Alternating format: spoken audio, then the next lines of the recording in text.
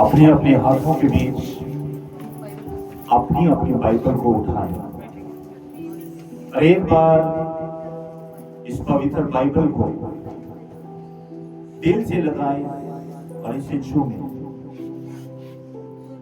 और प्रार्थना करें कि प्रभु जो वचन आज मैं सुनूं 100 गुना फलों को लेकर यीशु के नाम से आमीन।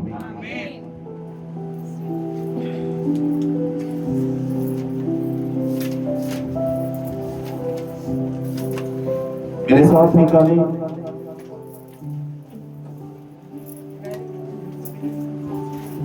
निकाले दूसरा राजाओं 5 का 1 से 27 तक।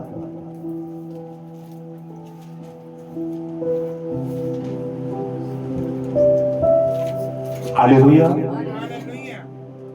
दूसरा राजाओं 5 का 1 से 27 तक हम पढ़ेंगे। अपने पड़ोसी से कहो, आज हम यहाँ पर आशीषों को लेने के लिए आए हैं। कोई मेरी आशीष को मुझसे छीन नहीं सकता।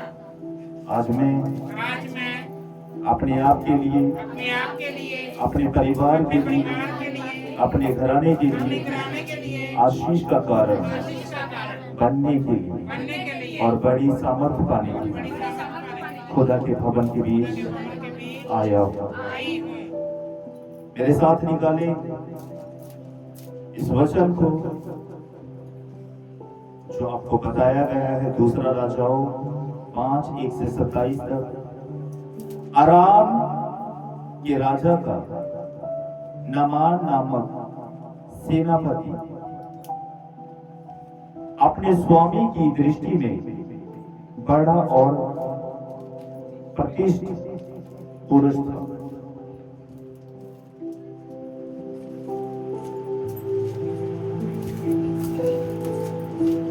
क्योंकि यहोवा ने उसके द्वारा अरामियों को विजय किया था। वह शूरवीर था परंतु कोढ़ी था। अरामी लोग दल बांधकर इज़राइल के देश में जाकर वहां से एक छोटी लड़की बंदी बनाकर ले आए थे और वे नामान की पत्नी की सेवा करती थी। उसने अपनी स्वामिनी से कहा, यदि मेरा स्वामी शोमरोन के भविष्यवक्ता के पास होता तो क्या ही अच्छा होता, क्योंकि वह उसको कोढ़ से चंगा कर देता। तो नामान ने अपने प्रभु के पास जाकर कह दिया, इजरायली लड़की इस प्रकार कहती है, अराम के राजा ने कहा, तू जा, मैं इजराइल के राजा के पास एक पत्र भेजूंगा। तब वे 10 इकार चांदी और 6000 टुकड़े सोने और 10 जोड़े कपड़े साथ लेकर रवाना हो गए और वह इजराइल के राजा के पास वह पत्र ले गया जिसमें ये लिखा था, जब ये पत्र तुझे मिले तब जानना कि मैंने नामान नामक अपने कर्मचारी को तेरे पास इसलिए भेजा है कि तू उसका कोढ़ दूर कर दे। ये पत्र पढ़ने पर इजराइल के राजा अपने वस्त्र फाड़े और बोला, क्या मैं मारने वाला और जिलाने वाला परमेश्वर हूं कि उस पुरुष ने मेरे पास किसी को इसलिए भेजा है कि मैं उसका कोढ़ दूर करूं। सोच विचार तो करो, वह मुझसे झगड़े का कारण ढूंढता होगा। ये सुनकर कि इजराइल के राजा ने अपने वस्त्र फाड़े हैं, परमेश्वर के भक्त एलीशा ने राजा के पास कहला भेजा, तूने क्यों अपने वस्त्र फाड़े। अब वह मेरे पास आए, तब जान लेगा कि इज़राइल में एक भविष्यवक्ता है। तब नामान घोड़ों और रथों समेत अलीशा के द्वार पर आकर खड़ा हुआ। तब अलीशा ने एक दूत से उसके पास ये कहला भेजा, तू जाकर यरदन में 7 बार डुबकी मार, तब तेरा शरीर ज्यों का त्यों हो जाएगा और तू शुद्ध होगा। परंतु नामान क्रोधित हो गया, ये कहता हुआ चला गया, मैंने तो सोचा था कि अवश्य वे मेरे पास बाहर आएगा और खड़ा होकर अपने परमेश्वर यहोवा से प्रार्थना करके कोढ़ के स्थान पर अपना हाथ फेर कर कोढ़ को दूर करेगा। क्या दमिश्क की अबाना और पैर नदी इज़राइल के सब जलाशयों से उत्तम नहीं? क्या मैं उसमें स्नान करके शुद्ध नहीं हो सकता? इसलिए वह क्रोध से भरा हुआ लौटकर चला गया। तब उसके सेवक पास आकर कहने लगे, ए हमारे पिता, यदि भविष्यवक्ता तुझे कोई भारी काम करने की आज्ञा देता तो क्या तू उसे ना करता? फिर जब वह कहता है कि तू स्नान करके शुद्ध हो जा, तो कितना अधिक इसे मानना चाहिए। तब उसने परमेश्वर के भक्त के वचन के अनुसार यरदन को जाकर उसमें 7 बार डुबकी मारी और उसका शरीर छोटे लड़के के साथ हो गया और वह शुद्ध हो गया। तब वह अपने सब दल समेत परमेश्वर के भक्त के यहाँ लौट आए और उसके सम्मुख खड़ा होकर कहने लगा, सुन, अब मैंने जान लिया कि समस्त पृथ्वी में इज़राइल को छोड़ और कहीं परमेश्वर नहीं है। इसलिए अब अपने दास की भेंट ग्रहण कर। अलीशा ने कहा, यहोवा जिसके सम्मुख मैं उपस्थित रहता हूँ, उसके जीवन की शपथ में मैं कुछ भी भेंट ना लूंगा। और अब उसने उसको बहुत विवश किया कि भेंट को ग्रहण करे, तब भी वह इनकार ही करता रहा। तब नामान ने कहा, अच्छा तो तेरे दास को 2 खच्चर मिट्टी मिली, क्योंकि आगे को तेरा दास यहोवा को छोड़ किसी ईश्वर को होम बलि या मेल बलि ना चढ़ाएगा। एक बात यहोवा तेरे दास की क्षमा करे कि जब मेरा स्वामी रिमोन के भवन में दंडवत करने को जाए और वह मेरे हाथ का सहारा ले, यो मुझे भी रिमोन के भवन के बीच दंडवत करना पड़े, तब यहोवा तेरे दास का ये काम क्षमा कर कि मैं रिमोन के भवन में दंडवत करूं। उसने उससे कहा, कुशल से विदा हो। वे उसके यहाँ से थोड़ी दूर चला गया था कि परमेश्वर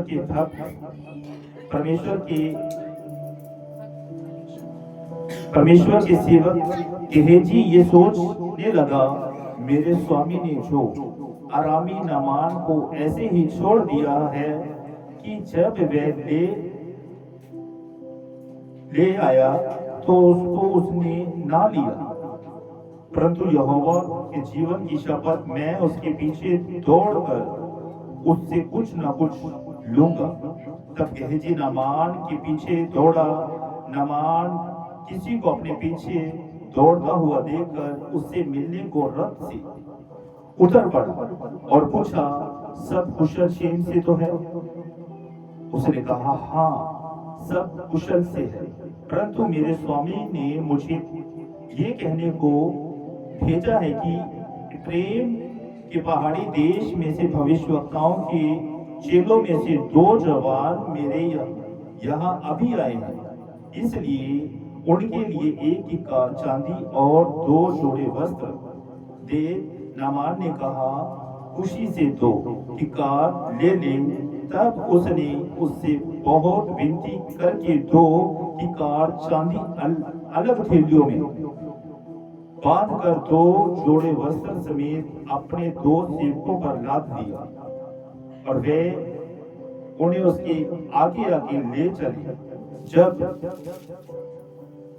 वह टीले के पास पहुंचा तब उसने वह वस्तुओं को उनसे लेकर घर में रख दिया और उन मनुष्यों को विदा किया और वे चले गए। तब वह भीतर जाकर अपने स्वामी के सामने खड़ा हुआ। अलीशा ने उससे पूछा, हे गेहजी, तू कहां से आता है? उसने कहा, तेरा दास तो कहीं नहीं गया।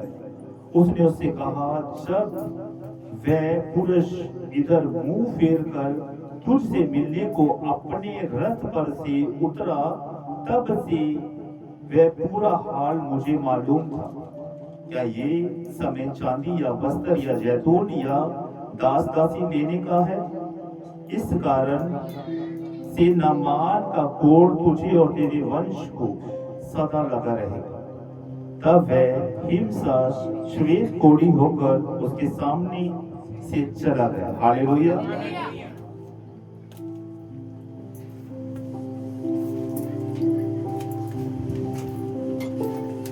नामान नामक एक कोढ़ी जो शूरवीर था, हालेलुया, अपने राजा का वो प्रिय था, हालेलुया।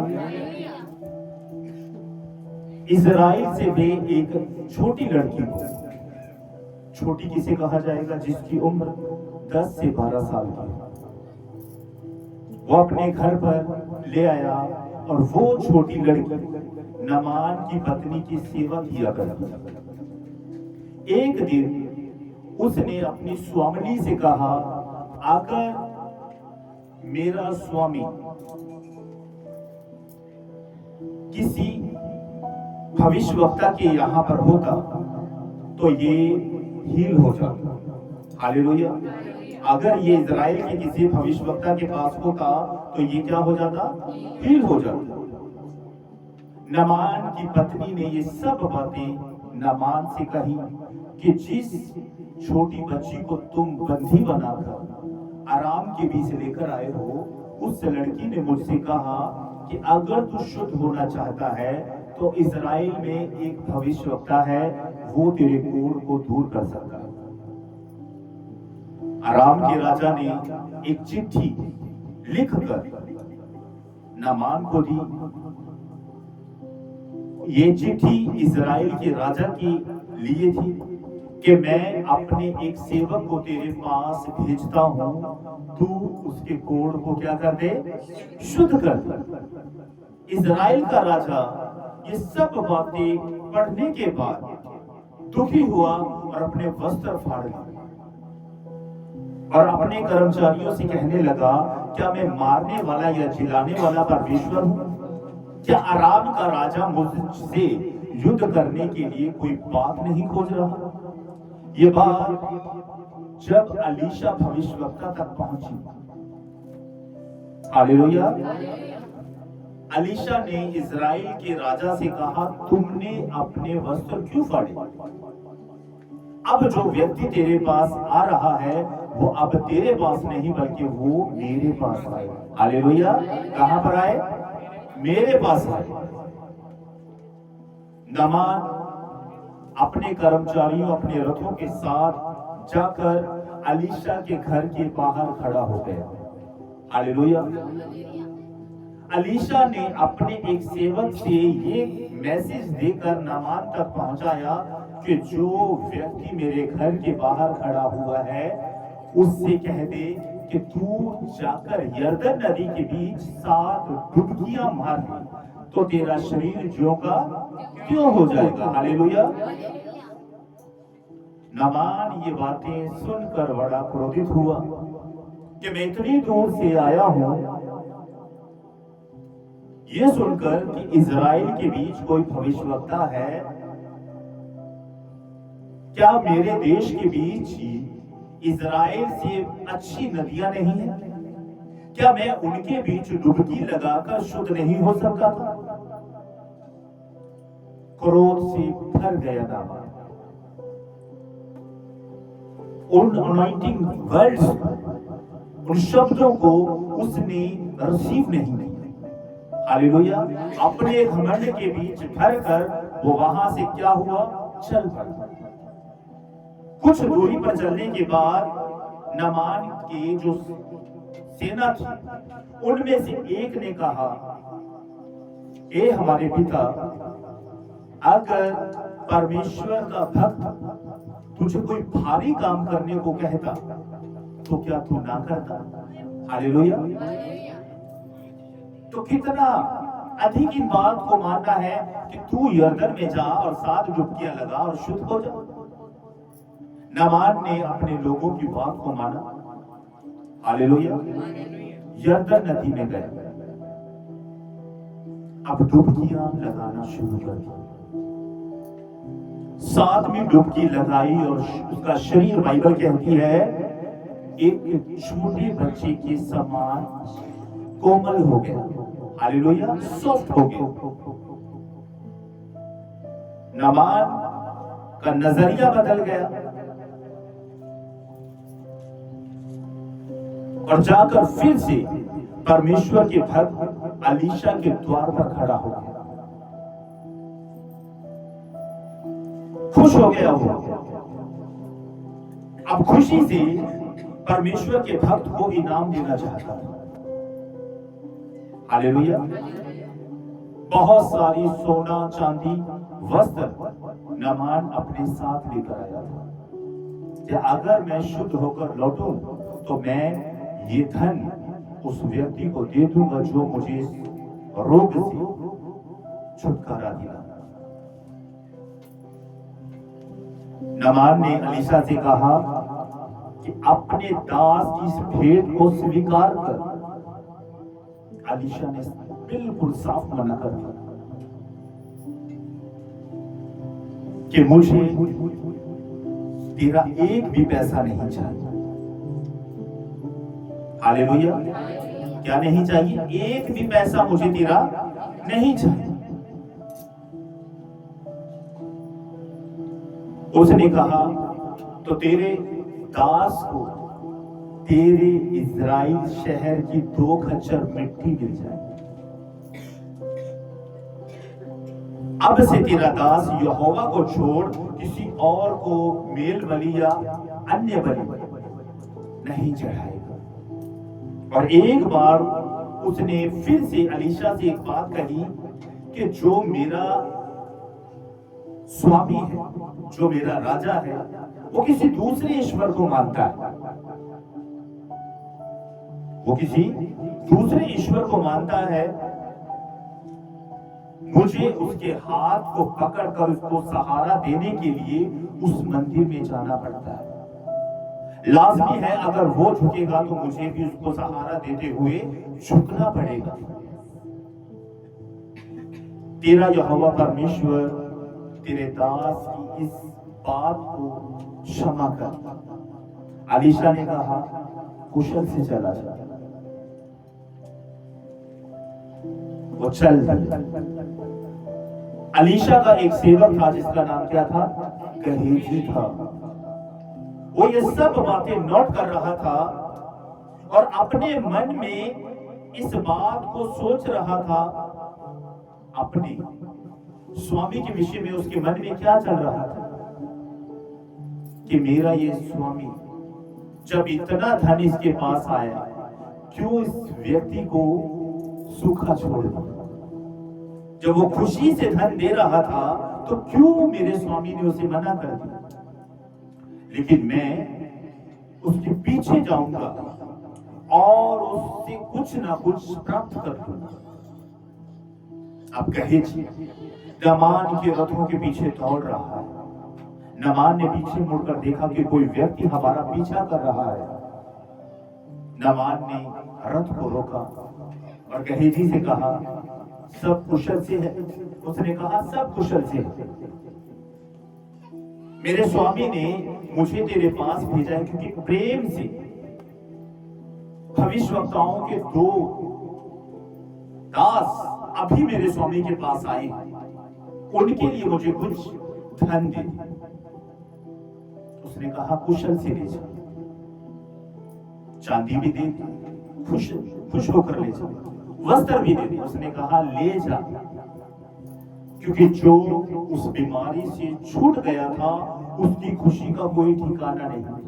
हालेलुया। उसने कहा ले जा, मैं आज बहुत आनंदित हूं, क्योंकि आज मैं अपनी बीमारी से, अपने कोढ़ से छूट गया हूं। हालेलुया। अब धन वस्त्र लेकर गेहजी आ रहा है। उस धन को गेहजी ने क्या कर दिया, एक जगह पर छिपा दिया। अब ये सब कुछ जो वारदात हो रही थी, परमेश्वर का भक्त अलीशा पहले से जानता था। अलीशा ने गेहजी से कहा तू कहां से आता है? जब से तू उस व्यक्ति के सामने खड़ा था सब कुछ मुझे पता है। वो व्यक्ति मुंह फेर कर तुझसे बातें कर रहा था। क्या ये समा धन दौलत बटोरने का है? इसलिए नामान का जो कोढ़ था वो अब से तुझ पर और तेरे परिवार पर पड़ेगा। जो शराब नामान के ऊपर था अब से वो तुझ पर और तेरे घराने पर पड़ेगा। उसी समय गेहजी कोढ़ से भर गया और वहां से चला गया। हालेलुया। गेहजी के ऊपर ये श्राप क्यों पड़ा? क्योंकि उसने परमेश्वर की सामर्थ्य का मोल ले लिया। हालेलुया। क्या कर दिया? मोल लगा दिया परमेश्वर की सामर्थ्य का। अलीशा ये बात जानता था कि अगर मैं परमेश्वर की सामर्थ्य का मोल लोगों से लेने लग जाऊं तो उनका रोग मुझ पर आ जाएगा। इसलिए अलीशा ने साफ साफ मना कर दिया कि मेरे भाई मुझे तेरे धन में से एक पैसा भी नहीं चाहिए। अब गेहजी की नजरों के बीच उसका स्वामी क्या मैं जान पड़ रहा था? मूर्ख व्यक्ति कि सामने वाला व्यक्ति इतना धन दौलत लेकर आया है और वो खुशी से देना चाहता है, तो क्यों मेरे स्वामी ने, वो तो बेवकूफ था, उसका दिमाग काम नहीं करता कि सामने आया धन मेरे स्वामी ने छोड़ दिया, लेकिन मैं ये कीमती अवसर हरगिज़ ना खोऊंगा। मैं उसके रथों के पीछे दौड़ूंगा और कुछ ना कुछ प्राप्त कर लूंगा। हालेलुया। कुछ ना कुछ क्या कर लूंगा? प्राप्त कर लूंगा। मेरे भाई और बहन, ये वचन हमें बहुत कुछ सिखा गया। हालेलुया। जब भी हम किसी के घरों में जाते हैं, हालेलुया, हमारा कर्तव्य है, हमारा फर्ज है कि हम अपने उस भाई के लिए, हम अपनी उस बहन के लिए प्रार्थना करें। हालेलुया। अगर परमेश्वर का ये जन अलीशा उस व्यक्ति से कुछ ले लेता तो परमेश्वर के लोगों के बीच और अन्य जातियों के बीच, हालेलुया, फर्क क्या रह जाता? अन्य जातियों के बीच कुछ तांत्रिक ऐसे हैं, हालेलुया, जब एक व्यक्ति किसी रोग के बीच होता है, किसी दुख के बीच होता है, कोई भाई कोई बहन उसे ये सलाह देते हैं अन्य जातियों के बीच से कि तू फलाने बाबा के पास जा, वो अगर तुम्हारे ऊपर कोई अला बला होगा, कोई दुख होगा, कोई जादू टोना तंत्र मंत्र अगर किसी ने तुझ पर करवाया होगा तो तू आजाद हो जाएगा। हालेलुया। बहुत सारे लोग क्या करते हैं? सियानों के पास जाते हैं, तांत्रिकों के पास जाते हैं अपनी समस्याओं का हल खोजने के लिए। वो भाई, वो बहन, वो बुजुर्ग, वो बच्चा उस समय क्या होते हैं? मजबूर होते हैं। सामने वाला जितना खर्चा उनको बोलेगा कि मेरे भाई तू इस बोझ से आजाद हो जाएगा, इस बीमारी से छूट जाएगा, तेरे ऊपर किसी ने काला जादू करवा रखा है, तुझे किसी ने अपने वश में कर रखा है, तू ढाले पर से टप गया, तेरे पीछे किसी ने दुष्ट आत्मा छोड़ दी। अब वो व्यक्ति एक तांत्रिक की बातों को सुनकर क्या हो जाएगा, परेशान हो जाएगा, और वो उस व्यक्ति से कहेगा, बाबा जी अब मुझे बताओ कि मैं इन समस्याओं से निकलूं कैसे। हालेलुया। तो फिर उसकी वो तांत्रिक क्या कहेगा कि इतना खर्चा होगा, 11,000, 2100। हालेलुया। जो व्यक्ति इन चीजों के बीच दबा हुआ है वो इनके बीच से निकलने के लिए ब्याज के ऊपर पैसा उठाने के लिए मजबूर हो जाता है कि मैंने इन समस्याओं से निकलना है, क्यों ना मुझे 10 रुपए सैकड़े पर भी ब्याज पर पैसा उठाना क्यों ना पड़ जाए। वो पैसों का इंतजाम करेगा तुरंत और चला जाएगा उसी तांत्रिक के पास। अब तांत्रिक उसे उपाय कैसे बताएगा। हालेलुया। कि एक ढाला होगा, क्या बोलते हैं उसको, ढाला, एक भेद जो तेरे ऊपर वार कर तुझे शमशान घाट के बीच रख कर आना होगा। अब वो व्यक्ति जब इन बातों को सुनेगा कि रात 12-1 बजे शमशान घाट के बीच में कैसे जाऊं, वो क्या कहेगा, बाबा जी ये काम आप ही करो। ठीक है बच्चा, ये काम करने के लिए मैं तैयार हूं, लेकिन थोड़ा खर्चा और लगेगा। अब तेरा रिस्क मैं लेकर जा रहा हूं। ठीक है बाबा जी, अब 2 से 3 हजार का एक फटका और। हालेलुया। अब वो व्यक्ति क्या करेगा, उसे कुछ भी नहीं पता कि तांत्रिक शमशान में गया है, कब्रिस्तान में गया है या नहीं गया। हालेलुया। अब बाइबल कहती है कि शैतान अपने हाथों से अपने राज्य को खत्म नहीं कर सकता, इस तरह तो उसका राज्य स्थिर ही नहीं रहेगा। मैं ये नहीं कहता कि सियाने तांत्रिक लोग दुष्ट आत्माओं को हटा नहीं सकते, वो हटा सकते हैं, लेकिन कुछ पल के लिए, क्योंकि बाइबल हमें सिखाती है शैतान अपने हाथों से अपने राज्य को समाप्त नहीं कर सकता। इसलिए वो तांत्रिक दुष्ट आत्माओं के सरदार से कहता है कि जो दुष्ट आत्मा इसके ऊपर है कुछ पल के लिए इसे शांत करता है, क्योंकि बाइबल हमें ये बताती है कि बोझ के तले दबे हुए लोगों मेरे पास आओ, मैं तुम्हें विश्राम दूंगा। कहीं ऐसा ना हो ये दुष्ट आत्मा, ये दुख, ये तकलीफें, ये रोग बीमारियां इसे ज्यादा परेशान करें और कोई भाई कोई बहन आकर इसे प्रभु यीशु के बारे में बताए और ये उद्धार पाए। हालेलुया। इस तरह क्या होता है, वो दुष्ट आत्मा कुछ पल के लिए उस मनुष्य को छोड़कर साइड हो जाता है, लेकिन उसका पीछा वो नहीं छोड़ता। हालेलुया। अब वो व्यक्ति खुशी से क्या करेगा, प्रचार करेगा कि हाँ मैं एक फलाने बाबा के पास गया था और मेरे घर के बीच ऐसी ऐसी समस्याएं थी जिसे कोई भी हल नहीं कर पा रहा था। मैं उस बाबा के पास गया, 11,000 रुपया खर्चा तो मेरा हो गया, लेकिन एक नंबर काम करके दिया। अब देख मेरे शरीर पर सोज नहीं आती। पहले मेरा क्या होता था, मुंह सोज, मेरे मुंह पर स्वेलिंग आ जाती थी, मेरे हाथ पांव सूज जाया करते थे। रात को मुझे ऐसा लगा करता था कि कोई मेरे सीने पर दबाव डाल रहा है। हालेलुया। अब मैं बिल्कुल हल्का महसूस करता हूं।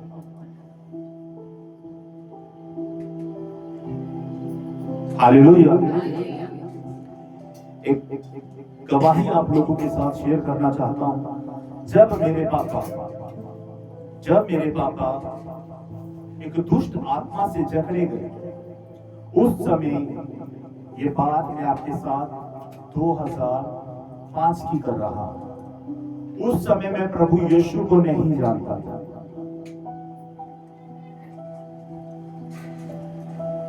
इसी जगह पर मेरे देखते वो दुष्ट आत्मा मेरे बाप आवाज देकर ले गए। हालेलुया। लेकिन उससे पहले क्या क्या हुआ वो मैं आपके साथ शेयर करना चाहता हूं। मेरी माँ एक तांत्रिक महिला के पास गया, उससे कहा कि मेरे पति के ऊपर एक दुष्ट आत्मा ने कब्जा कर लिया, कृपया आए और उस दुष्ट आत्मा से मेरे पति को बचा।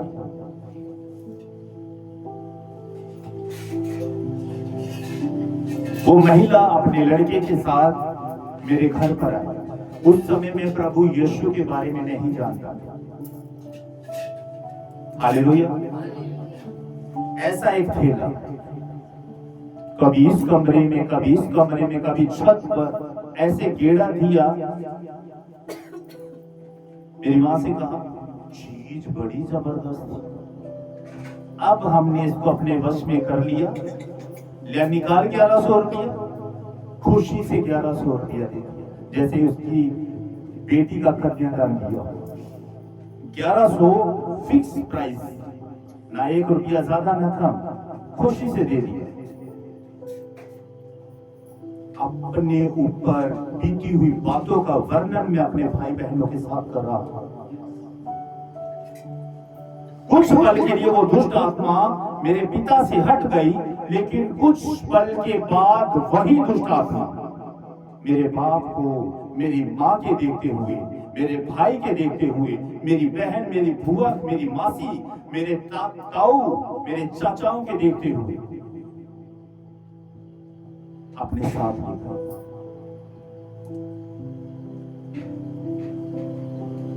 आज कई बार मैं अपनी मां से कहता हूं कि अगर उस समय खुदावन यीशु ने मुझे चुना होता तो धज्जियां उड़ जाती यीशु के नाम से कहता। क्योंकि हमने कोई छोला लेकर किसी के घर के बीच इधर से इधर टहलने की जरूरत नहीं होती। हम सिर्फ अपने परमेश्वर को पुकारते हैं और उसके आत्मा से परिपूर्ण होकर आदेश देते हैं, और परमेश्वर का आत्मा उसी तरह से काम करता है। मैं कई बार अपनी मां से कहता हूं कि मम्मी, अगर उस समय मैं प्रभु यीशु का दास होता, अगर उस समय मेरे परमेश्वर ने मुझे चुना होता, तो आज मेरा पापा भी आप लोगों के बीच बैठकर प्रभु यीशु के पवित्र वचनों को सुन रहे होते। हालेलुया। दुष्ट आत्मा यहाँ पर क्या हुआ, कुछ पल के लिए हट गई और फिर से आकर उसका हाल पहले से ज्यादा बुरा हो गया। हालेलुया। इस बात को हमेशा स्मरण रखना कि अगर दुष्ट आत्माओं से छुटकारा पाना है, बाइबल में लिखा है यीशु के नाम से दुष्ट आत्माएं घुटनों पर आ जाती हैं और क्या कहती हैं, ए परम प्रधान के पुत्र यीशु, मुझे तुझसे क्या काम।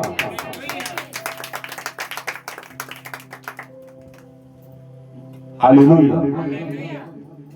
प्रभु के बीच आने के बाद, हालेलुया, मुझे अधिकार मिले। हालेलुया। क्या मिले? अधिकार मिले। वो अधिकार मेरे भाई और बहनों आपके पास भी।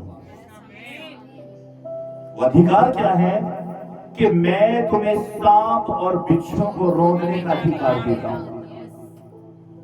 मैं तुम्हें अनाथ ना छोड़ूंगा। मैं तुम्हारे लिए एक सहायक भेजूंगा जो मेरी बातें लेकर तुम्हें सिखाया करेगा। इससे पहले हमें खुदा के बारे में कुछ भी नहीं पता था, प्रार्थना तक करनी नहीं आती थी, लेकिन उसने जो प्रॉमिस किया था कि मैं तुम्हारे लिए एक सहायक भेजूंगा, वो सहायक पवित्र आत्मा हमें बोलना सिखाता है। वो हमें बोलने की सामर्थ्य देता है। हालेलुया।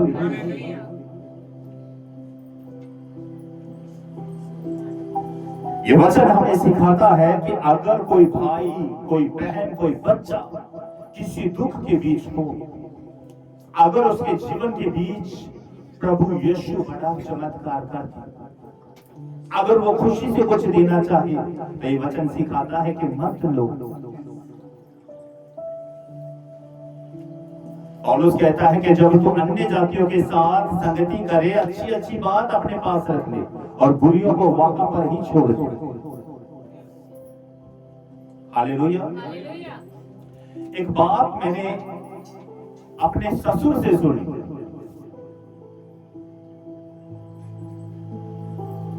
उनकी वो बात मुझे बहुत अच्छी लगी। हालांकि वो प्रभु यीशु पर बिलीव नहीं करते, लेकिन उनकी बातों से मुझे लगा कि इस व्यक्ति की बातों के बीच बहुत दम है। वो बातें क्या थी मैं आपके साथ शेयर करना चाहता हूं। वो साइकिलों का काम करती है। एक दुकानदार उनके पास आया, लिफाफे के बीच कुछ था, मेरे ससुर को देने लगा। मेरे ससुर ने पूछा कि ये क्या है? उसने कहा ये प्रसाद है, खा लो। मेरे ससुर ने मना कर दिया। मैंने कहा आपने मना क्यों किया? उस समय भी मैं प्रभु में नहीं था। हालेलुया। सोच ऐसी थी। मैंने कहा आपने तो उसका दिल तोड़ दिया। बड़े आदर और सम्मान के पास हुआ, आपके पास कुछ खाने को लेकर आया, आप खा लेते, उसके मन को संतुष्टि हो जाती, वो खुश हो जाता। उसने कहा, उन्होंने कहा कि नहीं बेटी। मैंने उस व्यक्ति से कहा ये तू प्रसाद क्यों बांट रहा है? उसने कहा मैं खुशी से बांट रहा हूं। खुशी का ही? उसने कहा मेरा एक काम था जिसकी मन्नत मैंने मानी और वो मेरा काम पूरा हो गया। उन्होंने कहा बता तो सही क्या था? उसने कहा मेरे शरीर के ऊपर बहुत सारी फिंसियां हो जाती थी। किसी तांत्रिक ने, किसी पापा ने मुझे बताया कि इतनी मठियाई अगर तू हर, मैं नाम नहीं लूंगा क्योंकि मैं किसी के धर्म को टारगेट करना नहीं चाहता। हालेलुया। अगर तू ये प्रसाद इतने दिन तक बांटता रहेगा, जब तक तू जिंदा है, अपने वजन के मुताबिक तुमने उस प्रसाद को बांटा। इसका मतलब वही बात व्यक्ति अपनी ही बातों से हमें कुछ सिखा रहा है कि अगर एक व्यक्ति के शरीर के बीच कोई दुख है तो एक तांत्रिक उसे बताएगा कि जितना तेरा वेट है उतनी ही मिठाई तो लोगों को बांट दे, ताकि जो तेरे शरीर का दुख है धीरे धीरे सब में बढ़ जाए। हालेलुया। प्रसाद व्यक्ति क्यों बांटता है? क्योंकि उसके जीवन के बीच कुछ काम हुए, वो किसी दुख के बीच था। अब वो दुख धीरे धीरे थोड़ा थोड़ा करके लो जी लो जी लो जी, खाओ जी, पेड़े जी, बूंदी जी, बतासे जी, जलेबी जी, मोतीचूर के लड्डू जी, खाओ जी। हालेलुया। अपना वजन सारे लोगों में वो थोड़ा थोड़ा करके बांट देता। मैं आप लोगों को बताना और सिखाना चाहता हूं, ऐसे लोग जब आपके पास आए, ऐसा कुछ लिखा, उसको बोलना आज मैं ये नहीं खा सकता, लेकिन तेरा दिल ना टूट जाए इसलिए तू अब तो मुझे थोड़ा दे रहा है लेकिन मेरा थोड़े से काम नहीं चलेगा। ऐसा करना, कल गुलाब जामुन या रसगुल्लों का एक डब्बा मेरे पास लेकर आना। आज मैं इसे नहीं खा सकता, लेकिन तेरा मन रखने के लिए, तेरा दिल रखने के लिए मैं अब इतना सा नहीं इतना खाऊंगा। कल एक डब्बा मेरे लिए लेकर आना। वो व्यक्ति आपके पास नहीं लेकर आया, वो आपके पास नहीं लेकर आएगा, लेकिन जो लेकर आया है वो क्या है? वो दुख जो वो थोड़ा थोड़ा करके सबको परोस रहा है। हालेलुया। एक वचन और पढ़ेंगे हम, मेरे साथ निकाले मत्ती 10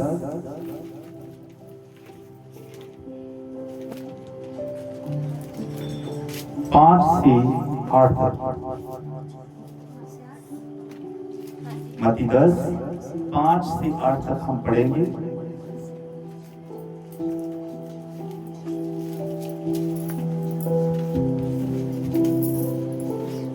इन बहराओं को यीशु ने ये आज्ञा देकर भेजा, अन्य जातियों की ओर ना जाना और ना सामरियों के किसी नगर में प्रवेश न करना, परंतु इज़राइल के घराने की खोई हुई भेड़ों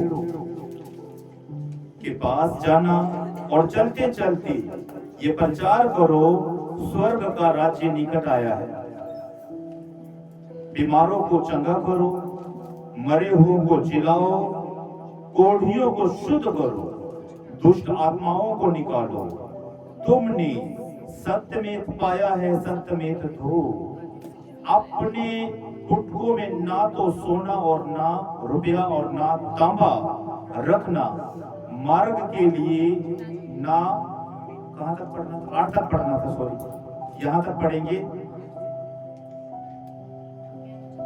7 से पढ़ेंगे आगे हम। और चलते चलते ये प्रचार करो, स्वर्ग का राज्य निकट आ गया है। बीमारों को चंगा करो, मरे हुओं को जिलाओ, कोढ़ियों को शुद्ध करो, दुष्ट आत्माओं को निकालो। तुमने सत्यमेत पाया है, सत्यमेत दो। ये सत्यमेत क्या है? फ्री में पाया है और फ्री में दो। परमेश्वर के वरदानों का तुम मोल ना लगाओ। हालेलुया।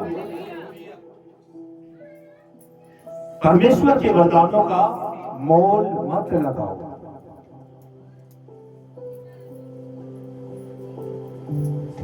मेरी मां ने एक रिश्तेदार का जिक्र मेरे साथ किया। वो रिश्तेदार है तो हमारा अपना ही, लेकिन मैं नाम लेकर उससे भी दुख नहीं देना चाहता। लेकिन ये सब कुछ आपको सिखाने के लिए। एक बार मेरी मासी, जो मेरी माँ की छोटी बहन है, उसे कोई प्रॉब्लम हो गई और मेरी मौसी मेरे उसी रिश्तेदार के पास गई जो सियानत का काम किया करता था। क्या किया करता था? सियानत का काम किया करता था। उन्हीं के कुंडे में से था। उसने कहा, मेरी बहन, तुझे मैं चंगा तो कर दूंगा, लेकिन इतना पैसा लगेगा। हालेलुया। उस बहन की, मेरी उस मौसी के दिल में क्या भी थी, उसने ये बात मेरी मां तक पहुंचाई और मेरी मां ने मुझ तक पहुंचाई। और ये बात आज मेरे काम इसलिए आ रही है कि इस वचन के साथ उस बात को जोड़कर मैं अपने भाई बहनों को बता सकूं और सिखा सकूं, कोई भी आपका नहीं है। यीशु को छोड़ कोई आपकी चिंता करने वाला नहीं है। प्रभु यीशु आपसे बहुत प्यार करते हैं। जब आप मुसीबत के बीच होते, किसी रोग, किसी बीमारी के बीच होते हो, हालेलुया, तो क्या करते हो? उस बीमारी से निकलने के लिए प्रार्थना करते हो और वो प्रार्थना उत्तर लेकर नीचे आती है। आप उस दुख के बीच आराधना भी करते हो। एक सॉन्ग है ना, स्तुति आराधना ऊपर जाती है, आशीष लेकर नीचे आती है। स्तुति आराधना ऊपर जाती है, आशीष लेकर नीचे आती है। प्रभु हमारा है इतना महान, देखो हमसे करता प्यार। Hallelujah hallelujah hallelujah hallelujah. सभी गाएं। स्तुति आराधना ऊपर जाती है, आशीष लेकर नीचे आती है। प्रभु हमारा इतना महान, देखो हमसे करता है प्यार।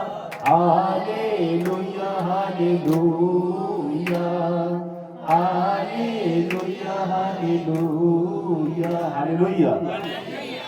जब मसीह लोग दुआ करते हैं, वो दुआ स्वर्ग में बैठा हुआ हमारा खुदा सुनता है। उसका वचन कहता है, यहोवा का हाथ छोटा नहीं हुआ कि उद्धार ना कर सके, ना उसका कान भारी हुआ है कि तुम्हारी प्रार्थना को सुनना। जब उसके लोग यीशु के नाम से पिता को पुकारते हैं, पिता यीशु के नाम से उस प्रार्थना को सुनता है और अपने लोगों को चंगा करता है। पिछले दिनों के बीच मेरे बेटे शैमुअल को बहुत ज्यादा इन्फेक्शन, खांसी हो गई थी। हालेलुया। उस बच्चे को खांसी के बीच बिल्कुल आराम नहीं आ रहा था। पहले मैं डॉक्टर के पास लेकर गया। जब से वो पैदा हुआ उसी डॉक्टर की दवा उसे लगा करती थी, लेकिन इस बार जो खांसी हुई उस डॉक्टर की दवा भी उस बच्चे के ऊपर काम नहीं कर रही। मेरी माँ ने मुझसे कहा कि इसे बच्चों वाले डॉक्टर के पास लेकर चल। मैं अपने बेटे को बच्चे वाले डॉक्टरों के पास लेकर गया। 2 दिन तक वहां पर जाता रहा, ढेर सारे पैसे भी लगे, लेकिन आराम रत्ता भर भी नहीं आया। जब वो खांस रहा था रात की समय, दवा तो हमने दिला दी, इंजेक्शन भी बच्चे को लगवा दिया, लेकिन वो इतना खांस रहा था कि उसे सांस नहीं आ रहा था। खुदा ने मुझसे बात की, क्या मुझसे बड़ा डॉक्टर कोई और है? तो किन डॉक्टर के पास दौड़ रहा है? उसी समय मैं घुटनों पर आया। मेरा बेटा जो खांस रहा था, मैंने उसे अपनी गोद में लिया और प्रार्थना करनी शुरू की। हालेलुया। प्रार्थना करता गया, खांसी जो थी वो शांत हो गई और मेरा बेटा मेरी गोद में ही सो गया। वो दिन है और आज का दिन है, खांसी उसके पास तक नहीं है। हालेलुया। खांसी उसके पास तक नहीं है।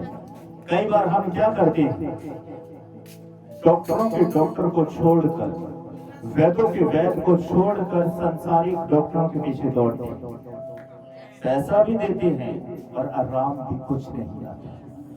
खुदा कुछ पल के लिए ये सब कुछ देखते हैं कि एक बार इसे दौड़ने दो। जिस तरह 12 साल से बहने वाली स्त्री जिसे लहू बहने का रोग, 12 साल वो वैद्यों के पीछे दौड़ी, जितना भी धन था सब अपने इलाज में खर्च कर दिया, लेकिन कुछ भी आराम उसे नहीं मिला। यीशु की चर्चा सुनी, अपने मन में विचार किया कि अब मैं यीशु के वस्त्र को छू लूंगी और अपनी बीमारी से बच जाऊंगा। उसने यीशु के वस्त्र को छुआ और चंगी हो गई। हालेलुया। आप जीवते परमेश्वर की संतान। हालेलुया। अगर आपके परिवार के बीच दुष्ट कुछ गड़बड़ी करने की कोशिश करेगा तो वो पिता अपने आत्मा से आपको अलर्ट करेगा। हालेलुया। आपके अंदर एक बेचैनी सी हो जाएगी, वो बेचैनी प्रार्थना बन जाएगी। जब वो प्रार्थना बन जाएगी, उन सभी बेचैनियों की, उन रोग, उन बीमारियों की आपके द्वारा की हुई प्रार्थना धज्जियां उड़ा देगी यीशु मसीह के नाम में। हालेलुया।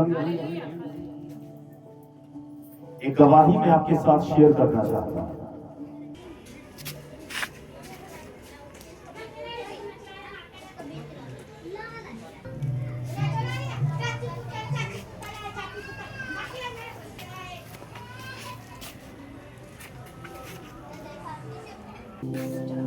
हालेलुया। आपने अभी इस साइकिल को देखा और इस मोटरसाइकिल को देखा। हालेलुया। आज से 15 साल पहले मेरे पास साइकिल तक नहीं था। मेरे पड़ोस के पीछे एक मेरा दोस्त था जिसके पास जब भी मैं साइकिल मांगने के लिए जाता था वो कभी मुझे मना नहीं करता था, लेकिन उसकी माँ चाबी देते समय मुझे हमेशा एक ताना मारा करती थी कि रोज की रोज तू साइकिल मांगने के लिए आ जाता है, खुद की ले लो। बहुत दुख होता था ये बातें सुनकर, क्योंकि और कोई चारा भी नहीं था। आज से 15 साल पहले मेरे पास साइकिल तक नहीं था। परमेश्वर ने इस साइकिल से मुझे ब्लेस किया। इस साइकिल के ऊपर जाकर मैंने बहुत सारे लोगों को प्रभु यीशु का वचन सुनाया। इसी साइकिल के ऊपर मैं रात रात को लोगों के घरों में दुआएं करने के लिए जाता था। मैंने प्रभु यीशु से कभी भी प्रार्थना के बीच ये नहीं कहा कि प्रभु मुझे मोटरसाइकिल दो। 4 से 5 दिन पहले की बात है।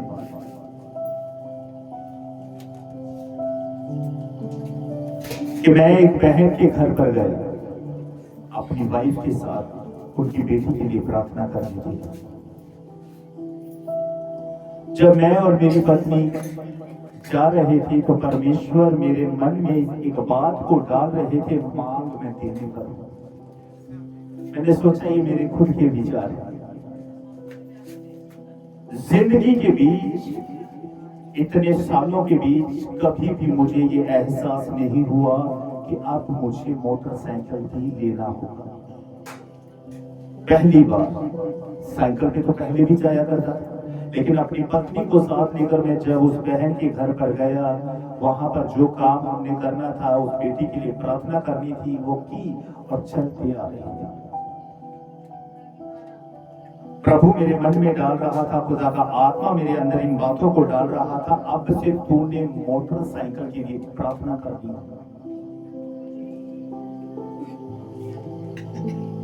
उसी रात में घुटनों पर आया,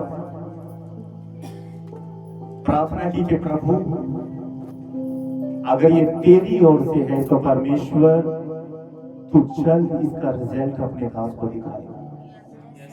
ये बात मैंने कलीसिया के सभी भाई बहनों से कही कि तुम भी मेरे लिए प्रार्थना करना कि परमेश्वर अपने दास को या तो पुरानी से या नई बाइक से ब्लेस करे। हालेलुया।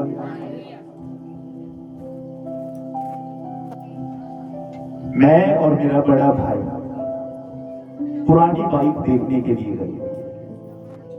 3 से 4 दिन पहले की बात है। पुरानी बाइक देखने के लिए गए। वो बाइक थी तो बिल्कुल साफ, थी भी 2023 मॉडल था। उस बाइक का जब हमने रेट पूछा तो उसका उसने 70,000 रुपया मांगा। मेरे भाई ने कहा नहीं, अगर 70,000 पुरानी बाइक पर लगाना है तो क्यों ना हम नई बाइक लें। ये देखने के बीच जो पुरानी बाइक है लगती तो नहीं है, लेकिन लोग जब इसे देखेंगे तो इसे यही कहेंगे कि पास्टर राजन ने सेकंड हैंड मोटरसाइकिल ली। मेरा भाई बिना मुझसे पूछे पलटीना एजेंसी के बीच चला गया। उसे कौन इस्तेमाल कर रहा था? परमेश्वर। मेरा भाई जल्दी मेरे किसी काम को अपने हाथ में नहीं लेता, क्योंकि मेरा भाई हमेशा यही कहता है कि जो मेरा भाई छोटा कर सकता है वो मैं नहीं कर सकता। लेकिन इस बार मेरे खुदा ने मेरे भाई को इस्तेमाल किया अपने काम को। वो उसका अपने काम पर 1 मिनट के लिए भी नहीं सरता, लेकिन इस बार मेरा भाई मेरे कामों के लिए जो परमेश्वर ने उसके ऊपर सौंप दिए थे, एजेंसी के बीच बैठा है। पुरानी मोटरसाइकिल देखकर हम अपने घर पर आ गए। विचार कैंसिल हो गया कि अब नहीं लेंगे। मेरे भाई ने मेरे पास फोन किया कि राजन मलोट रोड एजेंसी के ऊपर आजा, मैं वहां पर खड़ा हूं, हम नई बाइक लेंगे। उससे पहले 2 दिन पहले मैं प्रार्थना के बीच बैठा हुआ था और परमेश्वर से ये प्रार्थना कर रहा था, प्रभु या तो पुरानी या नई, मेरी नहीं तेरी मर्जी पूरी। खुदा ने मुझे नई बाइक दिखाई और दूसरे दिन उठकर मैंने अपनी पत्नी से कहा कि परमेश्वर ने मुझे नई बाइक दिखाई। अगर ये बात बाइक लेने के बाद मैं अपनी पत्नी को बताता तो शायद ये कह देती कि पास्टर जी ने मुझे झूठ बोला। मैंने कहा, बबली, खुदा मुझे पुरानी नहीं बल्कि नई बाइक दिखा रहा है। जब मैं और मेरा भाई वहां पर गए, हमने मोटरसाइकिल सिलेक्ट की और उसे जब एजेंसी से निकाला, जो भी कार्रवाई कागजी जो होती, मेरे भाई ने मुझसे क्या कहा, वो प्रभु पर विश्वास नहीं करता, लेकिन उस समय वो क्या कह रहा था, प्रार्थना कर। फिर हम इस बाइक पर बैठे, मैंने प्रार्थना की, प्रभु के लहू से उस बाइक को, अपने आप और अपने भाई को कवर किया, और हम दोनों भाई उस बाइक के ऊपर तकरीबन 7 से 8 किलोमीटर सफर कर रहे हैं। मैंने मेरे भाई से कहा, इस बाइक को पहले तू चलाई। मेरे भाई ने बाइक चलाई और कहा बहुत अच्छी है, और अपनी जहां पर वो काम करता है वहां पर मुझे अपने साथ ले गए, अपने दोस्तों को दिखाया कि देखो ये मेरे भाई ने आज नई बाइक ली, और वहां पर भी मैंने ये कहा, मैं साइकिल पर था, परमेश्वर ने मोटरसाइकिल मुझे ब्लेस किया, मोटरसाइकिल से मुझे ब्लेस किया। जो लोग, जो पड़ोसी साइकिल के लिए ताना मारा करते थे, आज मेरे घर के बीच 2 मोटरसाइकिल है, एक साइकिल है, और जो ये साइकिल आपने वीडियो के बीच देखा, इस साइकिल को मैं कभी नहीं बेचूंगा। हालेलुया, ये हमेशा मेरे पास है। एक बात मैं आप लोगों को बताना चाहता हूं, कभी भी जड़ को मत काटना।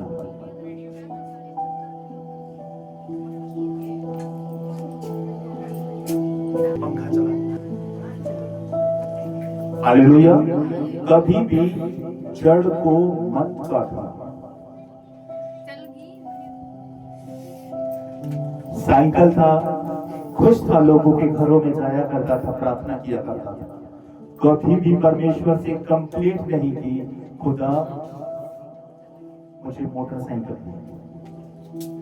पास्टर मीटिंग के बीच जब जाया करता था, कई बार दूसरों से कहा करता था, पास्टर जी मुझे अपनी मोटरसाइकिल पर ले जाना, क्योंकि आप जानते हैं कि मेरे पास बाइक नहीं। खुदा ने अपने दास को दे दी, पुरानी नहीं, नई बाइक। अब मेरी सेवकाई के बीच इसका बहुत ज्यादा प्रयोग किया जाएगा। ये बाइक मेरी सेवकाई के लिए एक बड़ा आशीष का कारण बनेगी यीशु मसीह के नाम से। सच में परमेश्वर कहता है, तेरा परमेश्वर तेरे मांगने से पहले ही जानता है कि तेरी क्या क्या जरूरत है। जब उस समय, जब मैं उस बहन के घर पर अपनी पत्नी के साथ दुआ करने के लिए जा रहा था, वहां पर परमेश्वर ने एक बात नोट की, जानती हो क्या, कि मेरा बेटा, मेरा ये दास कभी मुझसे कंप्लेंट नहीं करता, और देखो आज ये दिल से उस बहन के घर पर उसकी बेटी के लिए दुआ करने के लिए जा रहा था। उस समय चलते चलते खुदा ने इस बात को मेरे मन में डाला, और मैंने इस बात को प्रार्थना के बीच रख दिया, और 3 से 4 दिन के बीच खुदा ने मोटरसाइकिल से मुझे ब्लेस किया। सच में परमेश्वर बहुत महान है। हालेलुया। एक लास्ट वचन और पढ़ेंगे हम।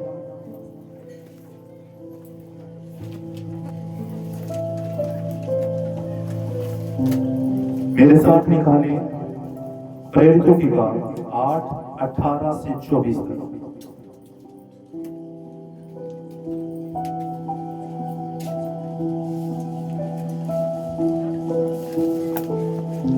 हालेलुया। जब शमौन ने देखा कि प्रेरितों के हाथ रखने से पवित्र आत्मा दिया जाता है, तो उनके पास रुपए लाकर कहा, ये अधिकार मुझे भी दो कि जिस किसी पर मैं हाथ रखूं वह पवित्र आत्मा पाए। पतरस ने उससे कहा, तेरे रुपए तेरे साथ नष्ट हो, क्योंकि तूने परमेश्वर का दान रुपये से मोल लेने का विचार किया है। इस बात में ना तो तेरा हिस्सा है ना भाग है, क्योंकि तेरा मन परमेश्वर के आगे सीधा नहीं। इसलिए अपनी इस बुराई से मन फिरा, प्रभु से प्रार्थना कर, संभव है तेरे मन का विचार क्षमा किया जाए। क्योंकि मैं देखता हूं कि तू पित्त की सी कड़वाहट और अधर्म के बंधन में पड़ा है।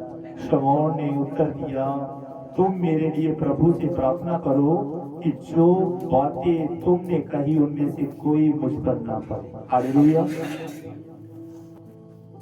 शमौन के बारे में अगर आप ऊपर से जहां पर लिखा है शमौन जादूगर 9 से अगर पढ़ेंगे तो आपको पता लगेगा शमौन एक क्या था, जादूगर था।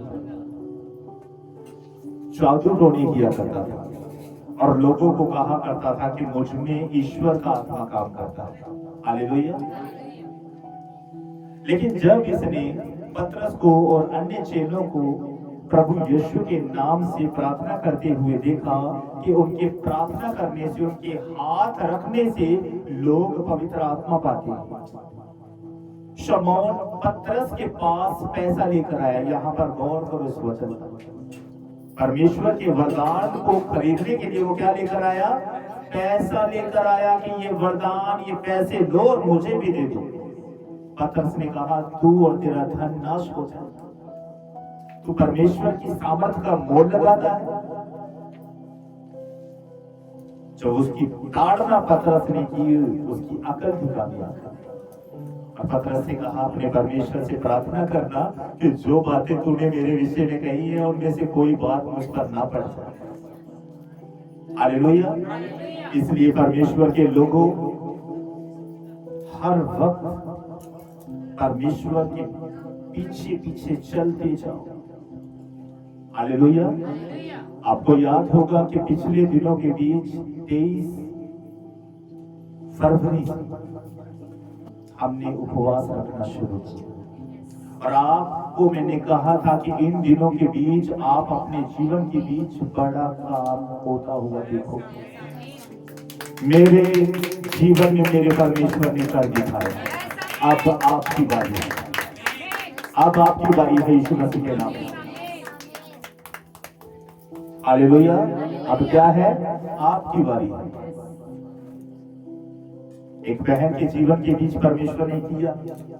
वो बहन अक्सर अपने घर पर एक छोटे स्पीकर के ऊपर प्रभु यीशु के भजनों को सुना करती थी। दुष्ट ने उसके पति के बीच हैवी होकर उस स्पीकर को तोड़ दिया। उसी भाई के द्वारा परमेश्वर ने उसी के पति के द्वारा उस बहन को एक नई एलईडी से ब्लेस किया। अब वो सिर्फ आवाज नहीं बल्कि पिक्चर देखकर परमेश्वर की महिमा करती है। हालेलुया। परमेश्वर आप सबके जीवन के बीच इसी तरह से काम करता रहे। सिर्फ यीशु से मांगो, वो देगा। जिसके पास होगा वही तो देगा, जिसके पास है ही नहीं उससे आप आस भी क्यों लगाते? क्योंकि जिससे हम मांगते हैं उससे राजा भी मांगते हैं। हालेलुया। अपनी आंखों को बंद करो और प्रार्थना करो कि प्रभु यीशु, जो वचन आज मैंने सुना है, ये वचन मेरे जीवन के बीच 30 नहीं, 60 नहीं, 100 गुना फलों को लेकर अंधकार की कोई भी गंदी शक्ति इस वचन को, इस बीज को चुराने की, नाश करने की कोशिश ना कर। यीशु के नाम से आमीन। ऐ हमारे पिता, आप जो स्वर्ग में, आपका नाम पवित्र माना जाए, आपका राज्य आए, आपकी इच्छा जैसे स्वर्ग में पूरी होती है वैसे ही पृथ्वी पर भी हो।